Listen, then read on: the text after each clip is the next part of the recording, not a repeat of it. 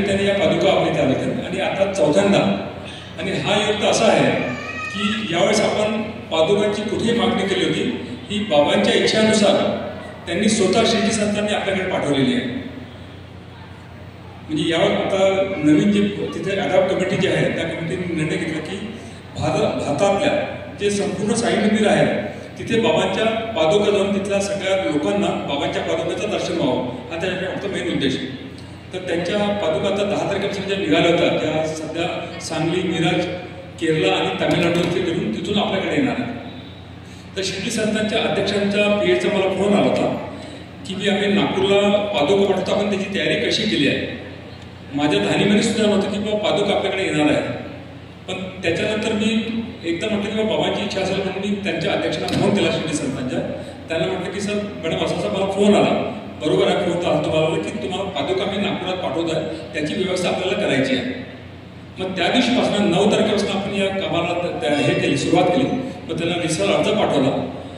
अर्जानंतर त्यांनी 12 तारखेला आपलं पत्र पाठवलं की शिर्डीच्या ज्या पादुका आहेत त्या 2 दिवसासाठी 26 आणि 27 तारखेला नागपुरात ते देणार आहे। या पादुका व्हाया बेंगलोर 26 तारखेला 7:45च्या इंडिगो फ्लाईटने त्या निघून 9:15ला नागपूर एअरपोर्टवरती येणार आहे आणि नागपूर एअरपोर्टवर नंतर आपण बाबांचा मिरवणूक काढणार आहे, पालखी मिरवणूक जी एअरपोर्टपासून त्या साई मंदिरपर्यंत राहील, ज्याचा नागपुरातील साई भक्त हे मोठ्या उत्साहाने त्याचं स्वागत करतील।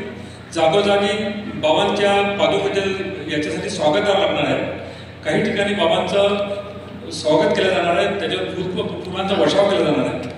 बाबांसाठी आपण एक स्पेशल रथ तयार केला ज्याच्यात बाबांच्या पादुका ठेवून आपण एअरपोर्टपासून तर मंदिरापर्यंत आपण आणणार आहे।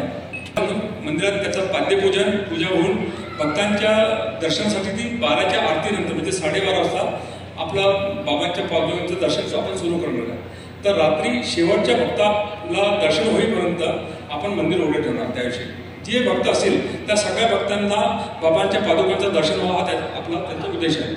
आणि दुसऱ्या दिवशी सकाळी 5:15 आपण जे मंदिर उघडतात काकड आरतीला तेव्हापासून तर रात्री मंदिर बंद होईपर्यंत तोपर्यंत आपण बाबांच्या पादुकांच्या दर्शनाची व्यवस्था केलेली आहे। त्यासाठी आपण पेंडॉल घातलेलं आहे, त्याच्यात आपण काही सांस्कृतिक भक्तांना वाटणार आहे ते दर्शनाची व्यवस्थाची आपण पूर्ण व्यवस्था केली आहे। त्यासाठी बॅरिकेडिंग करणार आहे, आपण पेंडॉल घातलेला आहे।